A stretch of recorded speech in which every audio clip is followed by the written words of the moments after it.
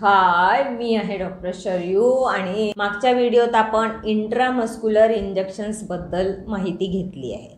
आज आपण इंट्राडर्मल आणि सबक्युटेनियस इंजेक्शन्सबद्दल बोलणार आहोत, कारण ही पण इंजेक्शन्स आपल्याला रुटीनली द्यावी लागतात. आपले 7 प्रिन्सिपल्स आहेत. एक तर ते प्रिन्सिपल्स पाठ करून घेणे फार आवश्यक आहे. एक आहे पेशंट, कोणता पेशंट, कोणतं ड्रग, किती डोज, कोणत्या रूटनी, कुठल्या साईटला, एक्सपायरी डेट बघितलेली आहे की नाही आहे, आणि आपण कोणता रूट वापरणार आहे. हे 7 गोष्टी आपल्याला प्रत्येक इंजेक्शन देताना लक्षात ठेवाव्या लागतात. नाही तर कुठल्याही चुकीच्या पेशंटला कोणतंही इंजेक्शन लावण्याची शक्यताही असते ना. म्हणून त्यानंतर काही खबरदारी अशी घ्यायची असते की पेशंटचं इंजेक्शन जर डिझॉल्व करायचं असेल तर ते प्रॉपरली डिझॉल्व झालं की नाही याची खात्री करून घ्या.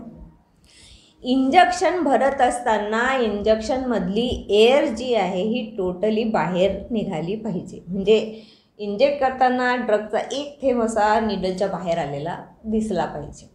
म्हणजे पूर्ण त्याच्यातली जी एअर आहे ही एक्सपेल झाली आपण असं समजू. त्यानंतर इंजेक्शन देताना कुठलं इंजेक्शन, इंट्रामस्क्युलर आहे, सबडर्मल आहे किंवा सबक्युटॅनियस आहे, पण हे जे इंजेक्शन्स आहे हे देत असताना पेशंटला सिटिंग पोझिशन किंवा लाईंग डाऊन पोझिशन इम्पॉर्टंट आहे. उभ्या पेशंटला इंजेक्शन कधी द्यायचं नाही, कारण पेनफुल असल्यामुळे व्हासोव्हेगल अटॅक येण्याचे पूर्ण चान्सेस असतात. उभ्या व्यक्तीला इंजेक्शन द्यायचं नाही. त्याच्यानंतर खबरदारी ही घ्यायची आहे की इंजेक्शन लावताना आपल्याला लावल्यानंतर ॲस्पिरेट करायचं आहे की हे जे इंजेक्शनची सुई आहे ही कुठल्या ब्लड वेसलमध्ये तर नाही गेली आहे. आणि ॲस्पिरेट केल्यानंतर समजा ब्लड येत असेल तर आपल्याला विड्रॉ करायचं आहे, आपल्याला इंजेक्ट नाही करायचं. मग आपल्याला दुसरी साईड घ्यावी लागेल. आलेलं ब्लड आपण काढून घ्या आणि दुसरी साईड घ्या, परत प्रिक करा, ॲस्पिरेट करा, आणि मग काही नाही आलं तर मग स्लोली ड्रग आपल्याला पुश करायचं आहे आणि जेंटली म्हणजे अगदी स्लोली ती नीडल जी आहे ती विड्रॉ करायची आहे. हे साधे प्रिन्सिपल्स आहेत इंजेक्शन लावण्याचे. आणि आता मसाज जो करतो तो फक्त इंट्रामस्क्युलर इंजेक्शनमध्ये आपल्याला मसाज करायचा आहे. Gentle massage. आपलं त्याच्या मागचा उद्देश असतो की जे ड्रग आपण इंजेक्ट केलं ते मसलमध्ये थोडंसं युनिफॉर्मली असं स्प्रेड झालं पाहिजे. पण सबक्युटेनियस इंजेक्शन्स आणि इंट्राडर्मल इंजेक्शन्समध्ये मसाजची गरज नाही, कारण हे जे असतात हे स्पेसिफिक ड्रग्ज आहेत जे आपण देतो ते.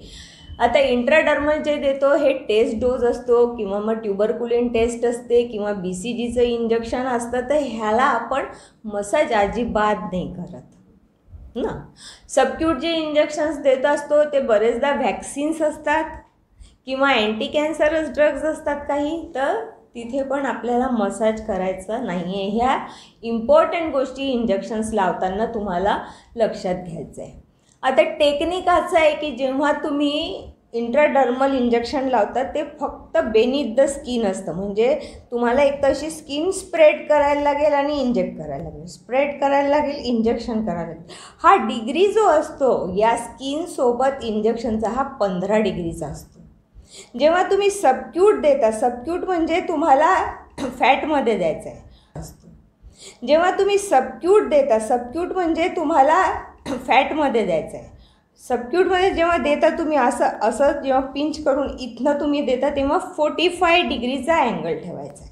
आणि जेव्हा तुम्ही इंट्रामस्क्युलर इंजेक्शन देता तुमचा ठेवायचा आहे डायरेक्ट असं 90 डिग्रीला तुम्ही प्रिक करायचं. मागच्या व्हिडिओत मी दाखवलेलं आहे. पण ते पण डिपेंड करतं की पेशंटला चरबी किती आहे किंवा त्याचं मसल किती मोठी आहे हे डिपेंड करतं. कारण समजा तुम्ही सरळ 90 डिग्री एखाद्या थिनबिल्ड पेशंटला टाकलं तर ते तर सरळ नीडल बोनपर्यंत जाणार. ते पण लक्षात घ्यायला लागतं की नीडल किती आत गेली पाहिजे, पूर्ण आत घुसवायची आहे की पार्शल आत घुसवायची आहे, ते पण डिपेंड करतं. तर ते पेशंटच्या बिल्टअपवर डिपेंडेड असतं. समजा पेशंट थिन बिल्ट असेल तर तुम्ही त्याची मसल होल्ड करा, प्रिक करा, पूर्ण निडल घुसलीच पाहिजे असा काही प्रिन्सिपल नाही आहे, पण मसलमध्ये गेली पाहिजे आणि मग प्रिक केलं पाहिजे असं आहे. तर इंट्राडर्मल किंवा सबडर्मल किंवा सबक्युटेनियस इंजेक्शन्स, हे जे इंजेक्शन्स आहे हे ते इंजेक्शन्स आहे जे आपण इंट्रामस्क्युलरली देत नाही, कारण आपल्याला स्लो ॲब्सॉर्प्शन पाहिजे. इंट्राडर्मल इंजेक्शनचा उद्देश हा आहे की तिथे आपल्याला लोकल रिॲक्शन बघायचे असते, लोकल रिॲक्शन, की पेशंट त्या ड्रगला कसा रिस्पॉन्ड करतो. ट्युबरकुलिन टेस्ट आहे, ट्युबरकुलोसिस आहे का, टॉक्झिन्सला कसं रिस्पॉन्ड करतं, कसं रिॲक्ट होतं, तर ते लोकल रिॲक्शनसाठी आपण ते ड्रग्ज देत असतो. जो व्हील येतो आपल्याला, ते जे डोज असतो तो 0.1 ml असतो, तो आपण ट्युबरकुलिन सिरिंज किंवा इन्सुलिन सिरिंज जे असते त्याच्याने देतो. आणि तो जो व्हील जो येतो तो 1/2 सेंटीमीटरचा किंवा त्याच्यापेक्षा छोटा असला पाहिजे आणि त्याच्या भोवती मग आपल्याला 1 सेंटीमीटर 1.5 सेंटीमीटरची जागा सोडून एक सर्कल मारायचं आहे.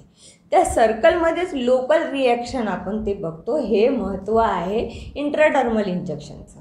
आणि सबक्युटेनियस इंजेक्शनचं असं काही महत्त्व नाही, आपण बरेचदा वॅक्सिन्स आपल्याला तसे द्यावे लागतात आणि त्याचे सबक्यूट द्यायचे वेगवेगळ्या साईट्स आहे, ते चित्रात मी दाखवलेलं आहे. तर ह्या सगळ्या गोष्टींकडे तुम्ही लक्ष द्या, बघा, टेक्निक शिका आणि अगदी म्हणजे तुम्हा लोकांना ह्या चुका करता येणार नाही, कारण हे महत्त्वाच्या गोष्टी आहेत. आणि ही टेक्निक तुम्हाला डिग्री किती ठेवून लावायचं आहे हे तुम्हाला माहीत असणे आवश्यक आहे. नेहमीच ॲम्प्यूल किंवा व्हायल भरायच्या आधी एक्सपायरी डेट बघणे फार आवश्यक आहे. ड्रगचं नाव बघणे फार आवश्यक आहे. हे तेच ड्रग आहे का जे डॉक्टरांनी तुम्हाला प्रिस्क्राईब केलेलं आहे त्या पर्टिक्युलर पेशंटसाठी, हे बघणे फार आवश्यक आहे. ड्रग डिझॉल्व प्रॉपरली केलं पाहिजे आणि टायमिंग जे आहे ते बघायचं आहे की ह्याच वेळेवर बरोबर हे इंजेक्शन द्यायला सांगितलेलं आहे का. तर ह्या 3-4 गोष्टी तुम्ही बघून घेणे फार जरुरी आहे. लाईक करा, शेअर करा आणि सबस्क्राईब करायला अजिबात विसरू नका. कमेंट्स बॉक्समध्ये कमेंट्स लिहा. धन्यवाद.